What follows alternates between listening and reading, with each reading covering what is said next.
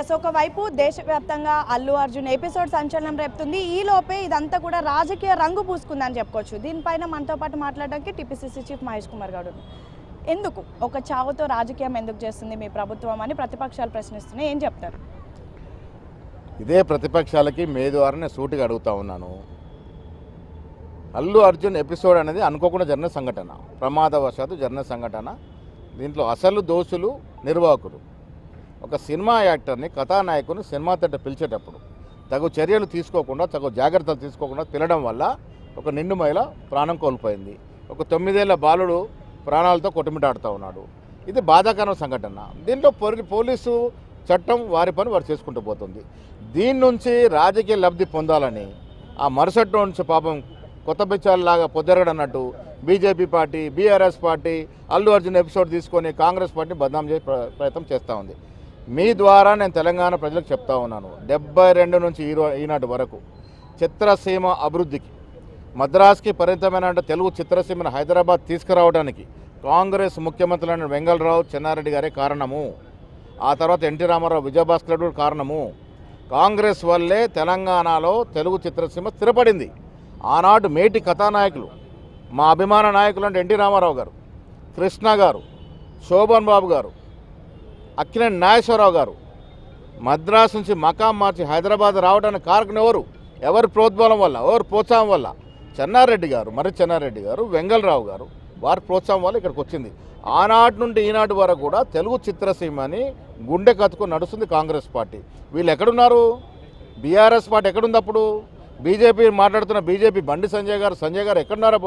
మన కిషన్ రెడ్డి గారు ఎక్కడున్నారు? అప్పుడు ప్రతి దాంట్లో రాజకీయం చేయాలని చూడడం, కాంగ్రెస్ ప్రభుత్వాన్ని, ముఖ్యమంత్రిని బద్నాం చేయాలని చూడడం అనేది మంచి పద్ధతి కాదు. మీరేమో చిత్రసీమని ప్రోత్సహిస్తామని చెప్తున్నారు, కానీ చిత్రసీమ మరికొద్ది రోజుల్లో ఆంధ్ర వెళ్ళిపోబోతుంది. ఆంధ్రాకి పంపించడానికి ఈ ప్రయత్నాలు, చిత్రసీమ మీద మీ ప్రభుత్వానికి కక్ష ఉంది, ముఖ్యంగా అల్లు అర్జున్ మీద ఉంది అంటూ ప్రధానంగా వినిపిస్తున్నటువంటి ఆరోపణలు. పగటి కళలు కానీ నాయకులు కొందరు ఉంటారు. చిత్రసీమ హైదరాబాద్ నుంచి తరలిపోవడం అనేది పగటి కళ ఎవరైనా కంటే అది వారి అవివేకానికి వదిలేస్తాం. చిత్రసీమ హైదరాబాద్లోనే ఉంటుంది. చిత్రసీమని అన్ని అంగులతో కాపాడుకుంటుంది కాంగ్రెస్ పార్టీ. ఒక సంఘటనని దృష్టిలో పెట్టుకొని దాంతో మొత్తం ఎపిసోడ్ని ఆపాదించి రాజకీయంగా లబ్ధి పొందాలనే ప్రయత్నం చేస్తున్న రాజకీయ నాయకులకి ప్రజలే తగిన బుద్ధి చెప్తారు. చిత్రసీమకి అన్ని రకాలుగా కాంగ్రెస్ పార్టీ ఆదుకుంటా ఉంది. పుష్ప 2 అనేది కమర్షియల్ మూవీ అయినప్పుడు కూడా వెసులుబాటు ఎందుకు ఇచ్చారు ముఖ్యమంత్రి గారు? అప్పుడు ఈ సంఘటన జరగలే కదా. సంఘటన జరిగే వారికి ఎందుకు ఆ చిత్రసీమకు వెసులుబాట్లు ఇచ్చారు? ఎక్స్ట్రా షోలకు పర్మిషన్ ఎందుకు ఇచ్చారు? చిత్రసీమ అభివృద్ధి కావాలని. ఇవన్నీ తెలియకుండా రాజకీయాలు మాట్లాడే నాయకులు వాస్తవాలు తెలుసుకుంటే బాగుంటుంది. చిత్రసీమకి పరిపూర్ణ భద్రత కాంగ్రెస్ పార్టీ కల్పిస్తుంది. అసెంబ్లీలో సీఎం మాట్లాడిన తర్వాతే బీజేపీ నేతలు, బీఆర్ఎస్ నేతలు అటు హాస్పిటల్కి క్యూ కడుతున్నారు, ఈ విషయం పైన స్పందిస్తున్నారు. దీన్ని ఎలా చూస్తారు మీరు? అదే మరి అప్పుడు తెలిసి వచ్చింది. ముఖ్యమంత్రి గారు అసెంబ్లీలో వాస్తవాలు చెప్పే వరకు బీజేపీ నాయకులకి, బీఆర్ఎస్ నాయకులు సోయలేదు. అంటే ఒక మహిళ చనిపోయింది, ఆ ఇంటికి పోవాలి, పరామర్శించాలి, వాళ్ళని ఆదుకోవాలని సోయలేదు. ఎప్పుడు మేలుకున్నారు వాళ్ళు? ముఖ్యమంత్రి గారు ఎందుకు మాట్లాడాల్సి వచ్చింది? ఈ ఎపిసోడ్ మీద ముఖ్యమంత్రి మాట్లాడాల్సిన అవసరం లేదు. వాస్తవంగా ఈ చిల్లర రాజకీయాలు ఎవరైతే చిల్లర పార్టీలు చేస్తూ ఉన్నాయో దానివల్లే వాస్తవాలు తెలియజేయడానికి ముఖ్యమంత్రి గారు సాక్షాత్ అసెంబ్లీలో మాట్లాడాల్సి వచ్చింది. అవునా? సో వాస్తవాలు తెలిసిన తర్వాత కూడా ఇంకా దీన్ని రాజకీయం చేయడం, రాద్ధాంతం చేయడం అనేది మానుకోవాలి. ముఖ్యమంత్రి మాట్లాడిన తర్వాత ప్రభుత్వాన్ని తప్పుపడుతూ, పోలీస్ యంత్రాంగాన్ని తప్పుపడుతూ అల్లు అర్జున్ ఒక ప్రెస్ మీట్ పెట్టారు. ఆ ప్రెస్ మీట్ని మీరు ఎలా చూస్తారు? దానిపైన మీ స్పందన ఏంటి? ప్రెస్ మీట్లో కొన్ని వాస్తవాలు చెప్పాడు. బట్ ఏదేమైనా ఇప్పుడు పోలీస్ కమిషనరు వీడియోల రూపంలో వాస్తవాలు బయటకు పెట్టినారు. ఇప్పుడు అల్లు అర్జున్ అయినా ఇంకెవరైనా నేనైనా కొన్ని తప్పిదాలు జరిగినప్పుడు ఒప్పుకోవాలి. దాన్ని ఏ విధంగా సర్దిద్దుకుంటూ మార్గాలు వెతకాలి. దీన్ని ఇంకా రాద్ధాంతం చేయకూడదు. వాస్తవాలు తెలంగాణ ప్రజలకు తెలిసినాయి.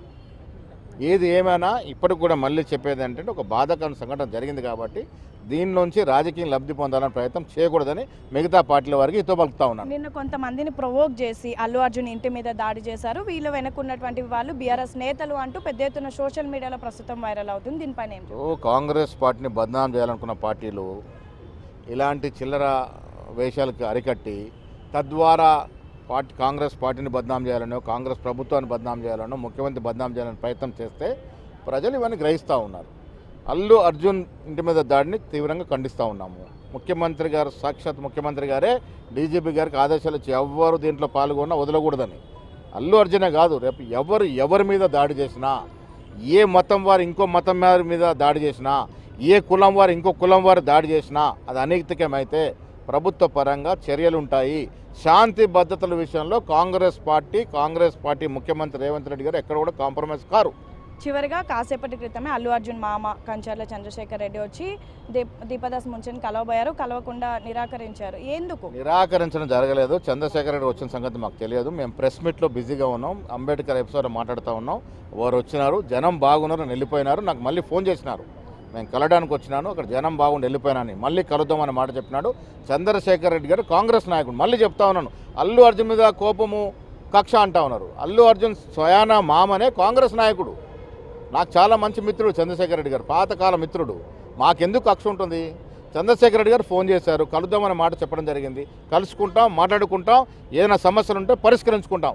రాజకీయ నాయకులు దీనిలో నుంచి లబ్ధి పొందే ప్రయత్నం చేయొద్దని మీ ద్వారా ఇతో పలుకుతా ఉన్నాను.